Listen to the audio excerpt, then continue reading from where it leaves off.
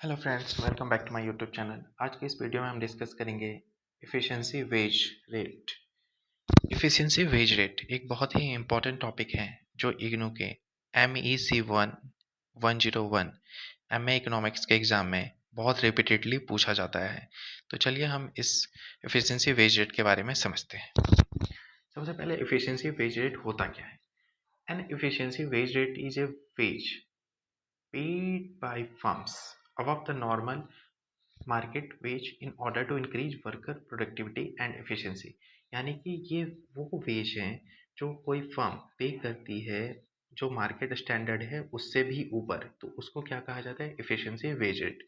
यानी कि मान लीजिए मार्केट स्टैंडर्ड चल रहा है 100 रुपये पर आवर और हम पे कर रहे हैं 120 रुपये पर आवर, तो ये जो 20 रुपये है इसको बोला जाता है efficiency wage rate. Firm deliberately pay higher wages because it benefits them, not just worker। मतलब कि फर्म जो है वो मार्केट रेट से ऊपर क्यों पे करती है, ये पहला क्वेश्चन उठता है। तो इसमें क्या है कि ये सिर्फ वर्कर्स के लिए फ़ायदेमंद नहीं है बल्कि ये कंपनी के लिए ही फ़ायदेमंद होता है, इसीलिए उसको ज़्यादा पे करते हैं। किस तरीके से फ़ायदेमंद है कंपनी के लिए वो हम 2-4 मिनट में भी समझ जाएंगे।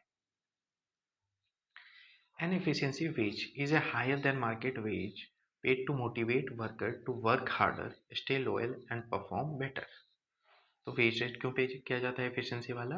ताकि वर्कर जो हैं वो मोटिवेटेड रहें, ज़्यादा काम करें, लॉयल रहें और परफॉर्म करें अच्छे तरीके से।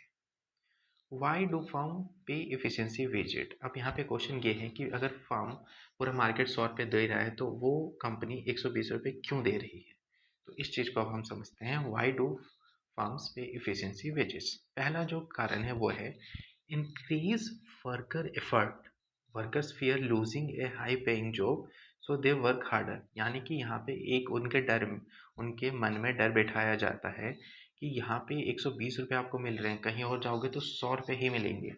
तो इस कारण क्या होता है, वो ज़्यादा काम करते हैं ताकि उनके पास हाई पेइंग जॉब रहे। सेकेंड वाला क्या है? Reduce shrinking laziness, higher wages discourage careless behaviour. यानी कि अगर किसी को आप ज़्यादा पैसे दे रहे हो तो वो सोचेगा कि अगर मुझे 120 मिल रहे हैं तो मैं सही से काम करूं, ना कि जैसे तैसे काम कर दूं। तो ये भी एक सेकेंड पॉइंट है जो हाई वेज कंपनी पे करती है इसके कारण। फिर थर्ड में अगर अपन देखें, lower labour turnover, worker are less likely to quit, reducing hiring and training cost. इसका क्या मतलब है कि अगर आपको कहीं भी ज़्यादा पैसे मिल रहे तो आप पहली बात वो जॉब छोड़ के नहीं जाओगे, जिसके कारण क्या होता है कि जो कंपनी का ट्रेनिंग कॉस्ट होता है, उनकी हायरिंग कॉस्ट लगती है, ये सब भी उनका सेव हो जाता है। फिर फोर्थ पॉइंट में क्या है कि अट्रैक्ट बेटर क्वालिटी वर्कर्स। यानी कि जो लगातार आपके कोई काम कर रहे हैं 2 साल 4 साल आपके साथ, तो इससे क्या होता है क्वालिटी जो है काम की वो इम्प्रूव हो जाती है। Higher wages draw more skilled and productive employ. यानी कि जो प्रोडक्टिव एम्प्लॉय हैं वो आपके साथ बने रहते हैं। तो ये हमारा फोर्थ पॉइंट हो गया। फिर फिफ्थ पॉइंट क्या है? Improves moral and loyalty, worker feel valued and more committed. यानी कि अगर आप ज़्यादा पे कर रहे हो तो वो एक तो मोर कमिटेड रहेंगे आपके लिए और वो वैल्यूड भी फील करेंगे कि हाँ उनको उनके काम से ज़्यादा पैसे दिए जा रहे हैं। तो ये 5 पॉइंट हैं जिसके कारण कोई भी कंपनी एफिशिएंसी वेज रेट पे करती है। अब हम बेनिफिट्स देखते हैं एफिशिएंसी वेज रेट के। Even though wages are higher, output per worker increases. यानी कि जो हमारा आउटपुट है, यानी कि जो प्रोडक्शन होगा पर आवर, वो ज़्यादा बढ़ जाएगा क्योंकि हम हमारे वर्कर अब अच्छे से काम करेंगे, केयरलेसली नहीं।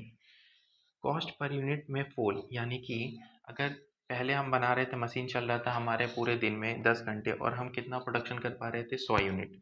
अब हम अगर सही से उसको यूज करें, वेस्टेज कम होगा, तो 100 की जगह हम 120 यूनिट बना पाएंगे पूरे दिन में, जिससे क्या होगा कॉस्ट पर यूनिट कम हो जाएगी हमारी और हमारी फर्म क्या करेगी? प्रॉफिट कमाएगी। एग्जाम्पल, अब हम एक एग्जाम्पल देखते हैं न्यूमेरिकल। मार्केट वेज मान लो 10,000 रुपये पर मंथ है, लेकिन फर्म जो है वो एफिशिएंसी वेज 14,000 पर मंथ पे कर रही है। तो यहाँ पे क्या होगा? जो वर्कर है वो वर्क करेगा हार्ड, प्रोडक्टिविटी राइज हो जाएगी, मॉनिटरिंग कॉस्ट कम हो जाएगी। This way is called an efficiency wage. यानी कि इस चीज़ों को क्या जो हम इम्प्रूव कर लेंगे इनको क्या कहा जाएगा, एफिशिएंसी वेज। अब इसका रिलेशन कैसे है अनएम्प्लॉयमेंट के साथ, क्योंकि फर्म तो ज़्यादा पे कर रही है ना, तो फिर भी अनएम्प्लॉयमेंट होता है इसी के कारण, और वो क्यों होता है इस चीज़ को हम समझते हैं। Efficiency wage theory explain involuntary unemployment, यानी कि यहाँ पे जो अनएम्प्लॉयमेंट जनरेट होती है एफिशिएंसी वेजेड पे करने के कारण, वो इनवॉलेंट्री होती है। इससे क्या होता है, फर्म की वेजेस हाई, फर्म जो है वो मजदूरी यानी कि तनख्वाह ज़्यादा रखती है, जिसके कारण क्या होता है, लेबर सप्लाई एक्सीड डिमांड।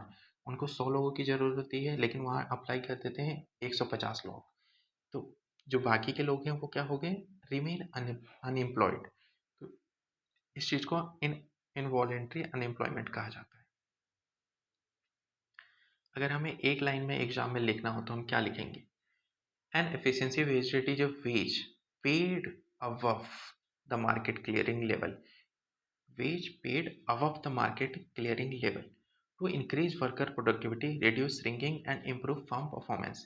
यानी कि अगर आपको एक लाइन में लिखता हूँ कि efficiency wage rate क्या है, तो आपको ये लिखना है wage paid above the market clearing level, और इसको आपके पूरे मार्क्स मिलेंगे। लेकिन अगर यही क्वेश्चन आपके आ जाता है 20 मार्क्स में, तो इसको आप कैसे लिखोगे, आप यहाँ पे जाओगे पूरा, आप लिखोगे एफिशिएंसी वेज रेट क्या है, उसके बेनिफिट क्या है, कंपनी को बेनिफिट क्या है, वर्कर्स को बेनिफिट क्या है, वो किस तरीके से कॉस्ट कम करती है। तो ये पूरे पॉइंट वाइज आपको आंसर देने होंगे, तब जाके आपको 20 मार्क्स के क्वेश्चन में से 16 to 18 मार्क्स एग्जाम में मिलेंगे। ठीक है, तो चलिए पढ़ते रहिए, बने रहिए हमारे साथ, और मिलते हैं हम नेक्स्ट वीडियो में। Thank you.